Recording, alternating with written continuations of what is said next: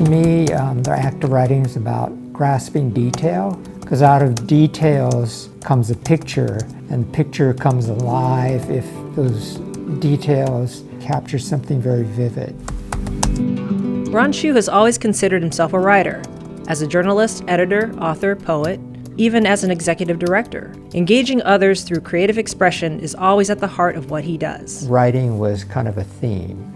I loved writing, and it was at the core of the skill set that I used to move my career forward. So when Ron decided to start writing his memoir, he wondered, where did that initial spark come from? I tried to go to the core of what shaped who I became, and one of the pieces of that was this teacher named Miss Allen at Franklin High School. I'm Alice Allen, and I had the honor of being Ron Chu's creative writing teacher. I began with a contact with Franklin, and they were looking for teachers of color. They were very limited. There weren't very many people of color in Seattle, period. It was a time of revolution, and the kids, they knew very few black people and almost none from the South. They were trying to diversify the staff, so you noticed that happening. But to me, Miss Allen she was a good teacher. She did have a big afro, I remember that. Sometimes it would be big, and sometimes it would be short. And when I would change the cut, some boys in my class, these were white boys, would throw spitballs at my hair. This really happened. They were very feisty. They had just gained the freedom to talk to teachers any way they wanted to.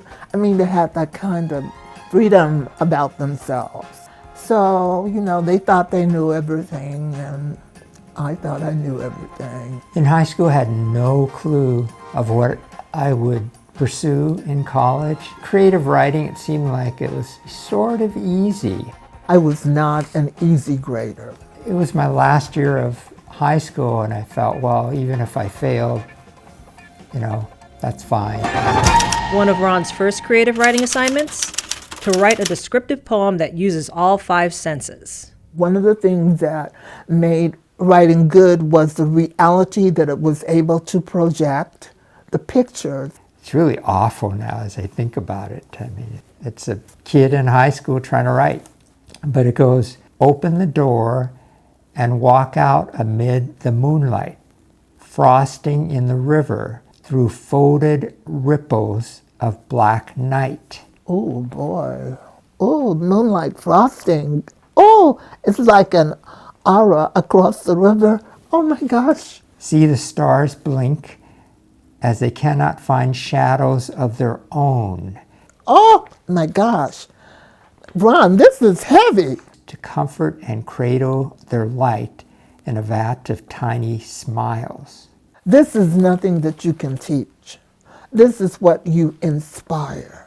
You can't teach this. It goes on like that, but she gave me a good grade. She gave me an A+++.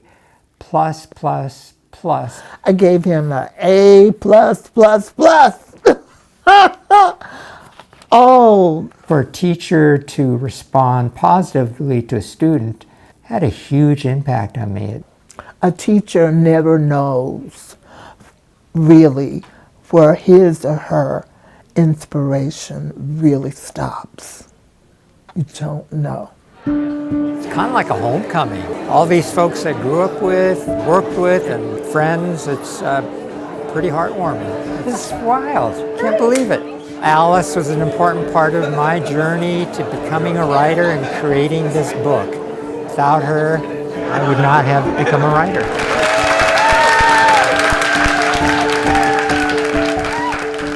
In 2020, Ron released his memoir, with his teacher Alice Allen, right in the middle of page 89. It didn't take long for word to get back to Alice that she was in Ron's book. And for once in Ron's life, a picture spoke louder than words. This photo, capturing the moment teacher and student were reunited. I was kind of excited to see, what does Ms. Allen look like now? I've lost my hair and I'm an old person. And I'm on my cane. Would you have known me? I would have recognized you right away because your gestures haven't changed. Those expressions, the way you talk, the way you enunciate, it was all coming back to me.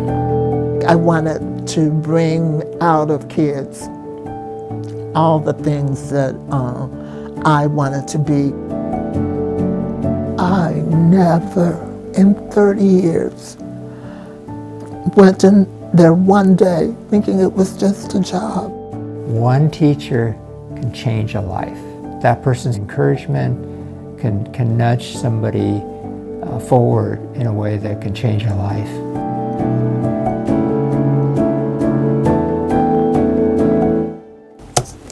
I'm a living example of that.